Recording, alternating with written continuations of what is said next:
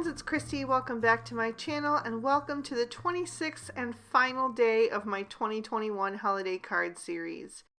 Today I'm going to be making a card using Lawn Fawn's Scent with Love and Joy to All. So I've stamped the images I'll be using out on some Spectrum Noir Ultra Smooth Premium White cardstock with Lawn Fawn Jet Black ink, and I'll be coloring with my Copic markers.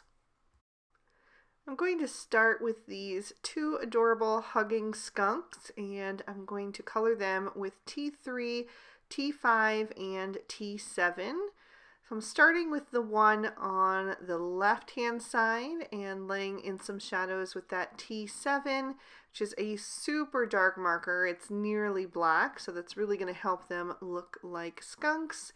And I'm just laying in those shadows wherever I think that they should go. It was a little bit tricky figuring out the shadows because they are hugging, especially this guy here because his head is wrapped around the other one's shoulders, but I just made sure to cast a deep shadow on that left-hand side where the skunk in front would be casting one.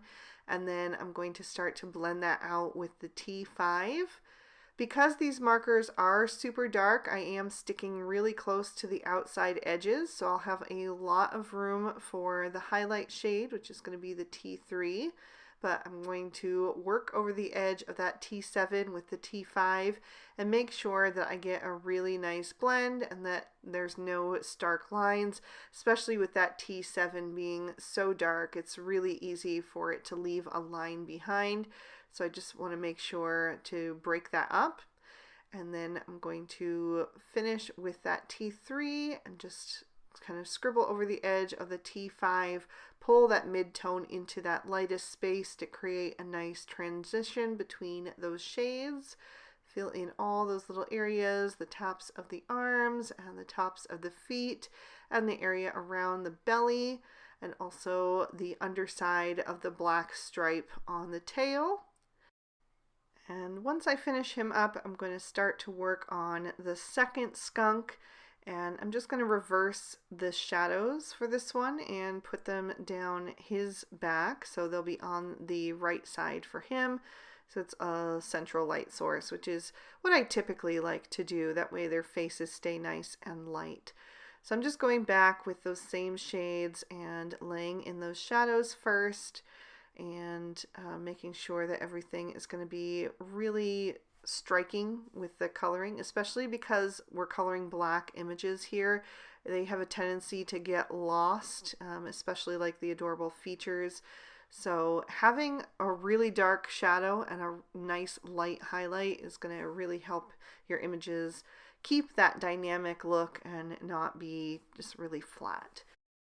So this is actually going to be a Happy New Year card. I went ahead and included it in this series because to me the New Year is still part of the holiday season. So these guys are going to be hugging right after the ball has dropped and wishing each other a Happy New Year. And then those little garlands that are from the Christmas tree and Joy to All, they're going to be banners that are hanging from the ceiling for the celebration. And in the spirit of the New Year celebration, we're going to make this card as shiny and sparkly as we possibly can, so stay tuned for that. But now I'm going to move on to the white parts of their body, and rather than going with a lighter shade of gray, which I would normally do, I wanted something that was a bit warmer and would also kind of tie in the gold tones that are going to be introduced in a little bit. So I decided to go with E40 and E41. I'm adding that E41 for the shadows wherever I think that they would be, and then taking that E40 and blending that out, but leaving a lot of white space so this doesn't end up looking beige or yellowish. You know, I just want it to be like a warm white. And then I'm going to give them some rosy cheeks and color in the insides of their ears with RV10 and RV11. I like to switch to these cooler tone pinks in the winter. I just think they look a little bit more natural for the season that we're in. So I just laid in that RV11 first and went around the edges with the RV10. And then for the banners, I wanted them to be gold. So I went with Y21 and Y26. And I'm going to keep this really simple because I'm going to add some glitter to these later on. So just adding a shadow of that Y26 right up at the very top of those banners. And then I'm going to fill in each of those scalloped parts with that Y21. And I'm just using those two shades because it's really, really small, so it'd be hard to squeeze in anything more than that. And that was it for the coloring, so I'm going to trim these out with their matching dies. For my focal panel, I'm going to use some of the Let It Shine Snowflakes 6x6 pattern paper. I'm going to use this gray print with the foiled snowflakes. And I'm going to trim that down with the Lawn Fawn large stitch circle stackables. I also die cut another piece of white just to give it a bit more stability. So I'm going to glue those two together. And that will just make it a little more sturdy when I pop it up on the card later on. I also die cut a tiny piece of narwhal cardstock to be the floor.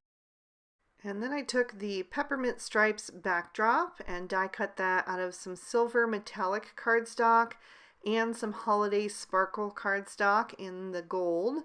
So I'm going to pop out all of the little pieces from the silver metallic cardstock, so I'm left with just the frame. And then I'm going to glue that to a card base that I made using some black licorice cardstock. I just scored and folded that to be a standard A2 size card, so it's 4 1/4 wide by 5 1/2 tall with a top fold, which is pretty much all I ever do because I just really prefer the top fold. So I'm going to add some liquid glue to the back of all of those stripes so that they will lay nicely and adhere to that card base. I'm using my Barely Art Precision Craft Glue because it's got such a super fine nozzle, so it just makes it really quick and easy. And then I'm going to line that up with the edges of my card front and make sure that's on there nice and straight, and then press that down into place and kind of hold it there for a few seconds and make sure that it's adhered really well. Then I'm going to take just the skinny stripes from the Holiday Sparkle cardstock, and I'm going to pop those out and adhere those into the spaces where they go. And you can see that nozzle just fits really perfect down in those places. So I did about half of them to start, and then I'm just going to pop them right down into place.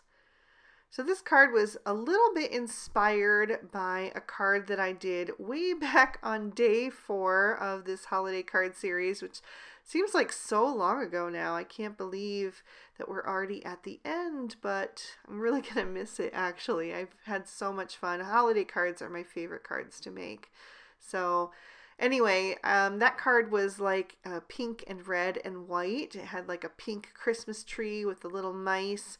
And I just really liked how that card turned out, and a lot of you guys really liked it too. It was one of the more popular ones.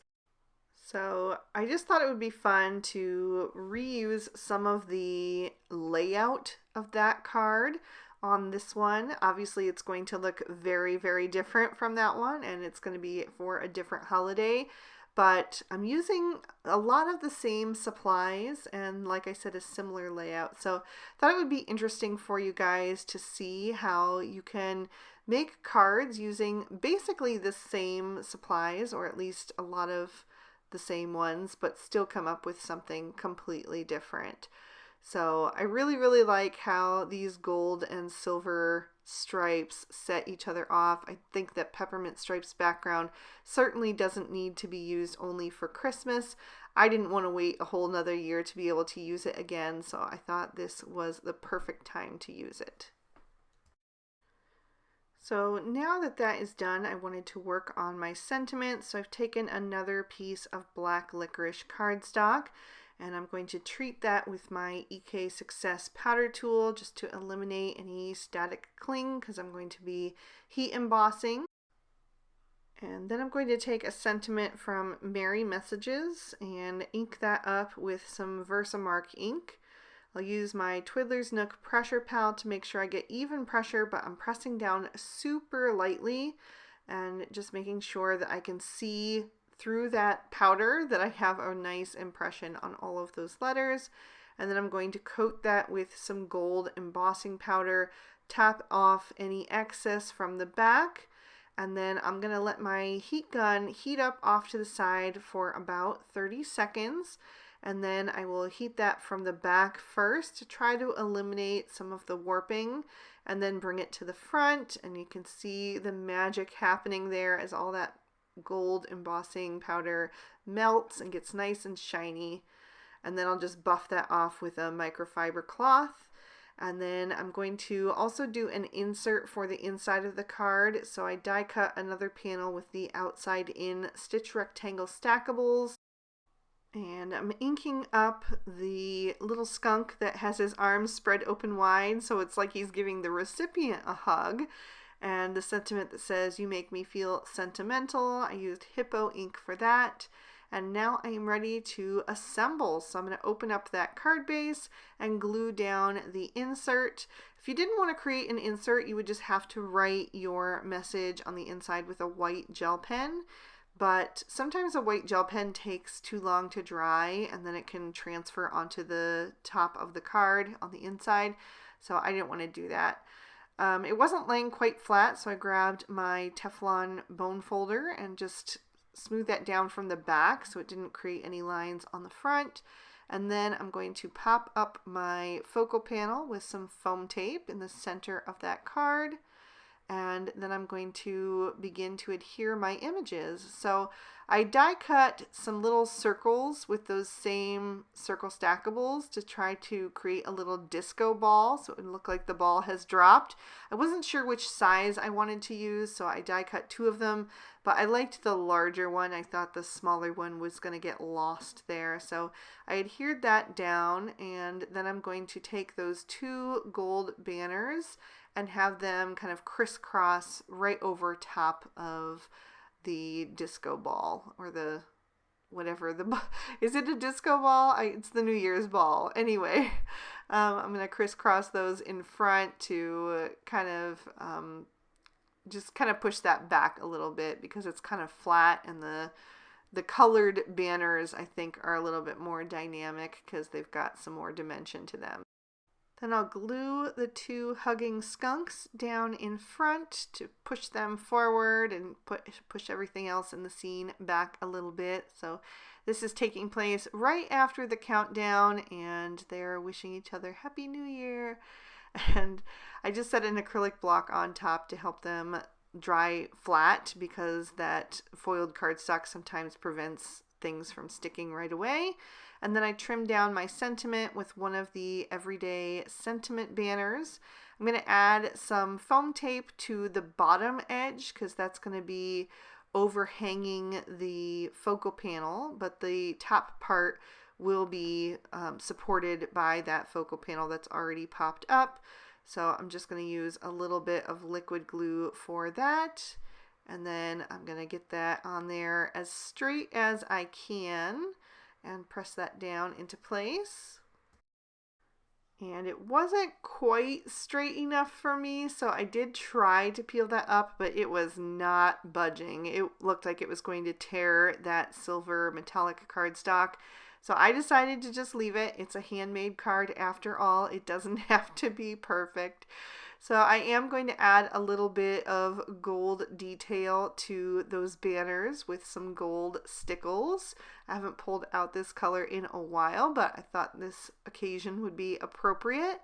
I'm basically just filling them in, so you'll see a little bit of the coloring underneath, but a lot of that sparkle is going to be coming forward and tying in to that gold embossing because it is a little bit more of a warm gold than the gold sparkle cardstock.